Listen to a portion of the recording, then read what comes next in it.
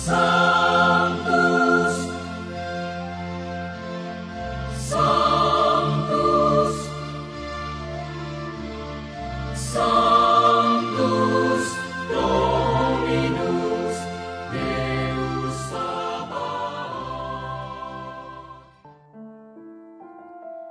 Bapak, Ibu, dan saudara-saudariku yang terkasih dalam Tuhan kita Yesus Kristus, salam sejahtera untuk kita semua. Berkat Allah yang Maha Kuasa senantiasa menyertai kita.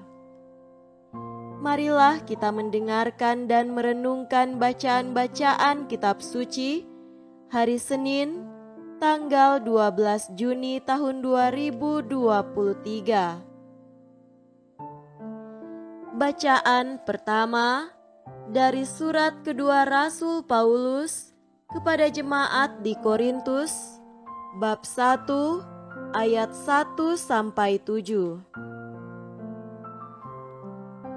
Dari Paulus yang oleh kehendak Allah menjadi Rasul Kristus Yesus, dan dari Timotius saudara kita, kepada jemaat Allah di Korintus, dengan semua orang kudus di seluruh Akhaya.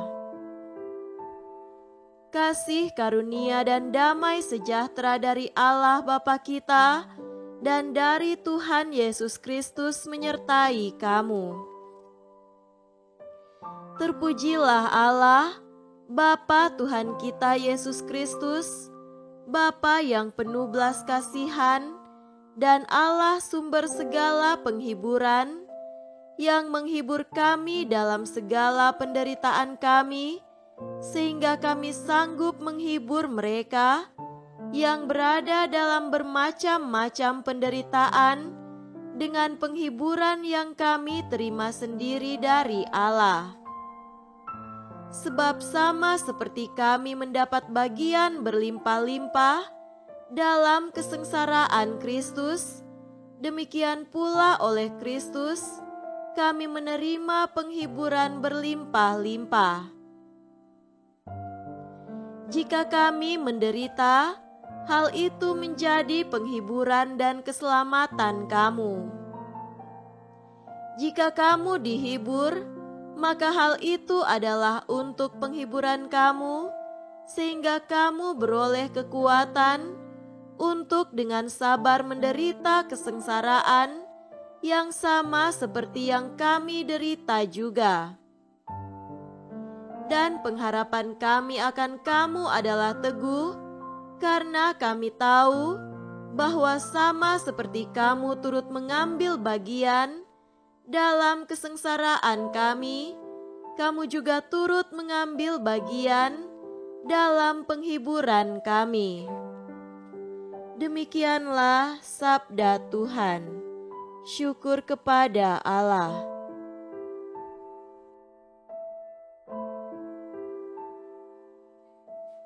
Semoga Tuhan beserta kita sekarang dan selama-lamanya. Inilah Injil suci menurut Matius. Dimuliakanlah Tuhan. Injil Matius bab 5 ayat 1-12. Ketika Yesus melihat orang banyak itu, naiklah ia ke atas bukit, dan setelah ia duduk, datanglah murid-muridnya kepadanya. Maka Yesus pun mulai berbicara dan mengajar mereka, katanya, "Berbahagialah orang yang miskin di hadapan Allah, karena merekalah yang empunya kerajaan sorga. Berbahagialah orang yang berduka cita, karena mereka akan dihibur. Berbahagialah orang yang lemah lembut, karena mereka akan memiliki bumi.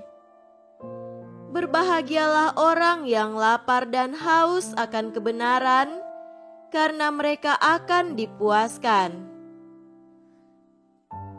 Berbahagialah orang yang murah hatinya, karena mereka akan beroleh kemurahan. Berbahagialah orang yang suci hatinya, karena mereka akan melihat Allah.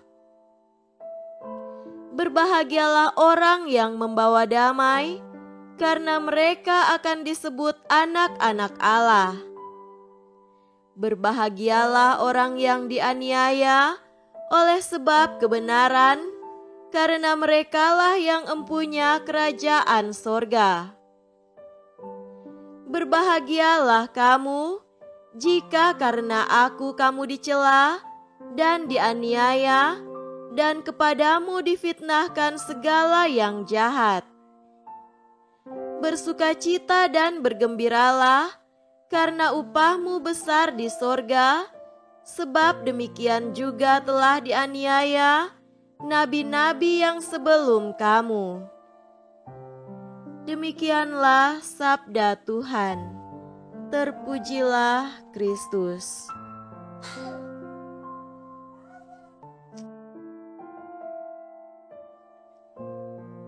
Saudara-saudariku yang terkasih dalam Tuhan kita Yesus Kristus, tema renungan kita pada hari ini adalah menjadi terberkati. Semua orang mendambakan kebahagiaan, tapi apakah orang sungguh memahami apa itu kebahagiaan sejati?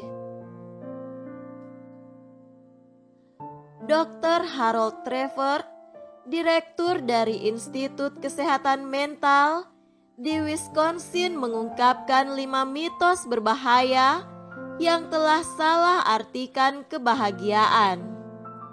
Pertama, kebahagiaan ada di dalam harta benda. Semakin banyak harta, maka akan semakin bahagia. Kedua, kebahagiaan terletak pada produktivitas pekerjaan. Semakin besar penghasilan kita, maka akan semakin berbahagialah. Ketiga, kebahagiaan adalah ketika kita bisa melebihi orang lain, minimal menyamai orang lain dalam kekayaan, status, tampilan, dan kemampuan. Keempat, kebahagiaan terletak pada ringannya beban mental. Semakin sedikit problem dan beban tanggung jawab kita, maka semakin berbahagialah kita. Semakin besar beban mental, maka semakin kecil kebahagiaan itu. Kelima, kebahagiaan terletak pada keterampilan menggunakan gadget mutakhir.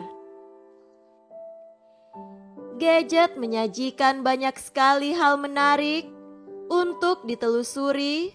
Semakin mahir memanfaatkannya, maka semakin bahagialah kita. Dr. Harold tegaskan bahwa kelima mitos yang keliru tentang kebahagiaan ini justru telah menjadi penyebab banyaknya orang berpenyakit mental dewasa ini. Jadi, di manakah kita menemukan kebahagiaan yang sesungguhnya? Yesus memberikan jawabannya di dalam khotbahnya di bukit melalui sabda bahagia. Yesus mengajarkan bahwa kebahagiaan itu bukan sesuatu yang datang dari luar diri kita atau sesuatu yang sudah jadi, kesenangan instan. Asal bisa memilikinya, maka kita pasti bahagia. Kebahagiaan juga bukan soal kesenangan atau tidak adanya problem dalam hidup, tetapi kebahagiaan menurut Yesus adalah soal blessedness atau terberkati oleh Tuhan. Saudara-saudariku yang terkasih, orang yang bahagia adalah orang yang selalu menyatu dengan Tuhan, yaitu dengan mentaati perintah Tuhan. ketika kita melakukan apa yang Tuhan kehendaki, maka kita pasti alami kebahagiaan dan sukacita yang mendalam, sekalipun ada derita, pengorbanan, dan penyangkalan diri. Yesus bersabda, "Jikalau kamu tinggal di dalam Aku, dan firman-Ku tinggal di dalam kamu, mintalah apa saja yang kamu kehendaki, dan kamu akan menerimanya." Semoga demikian. Amin.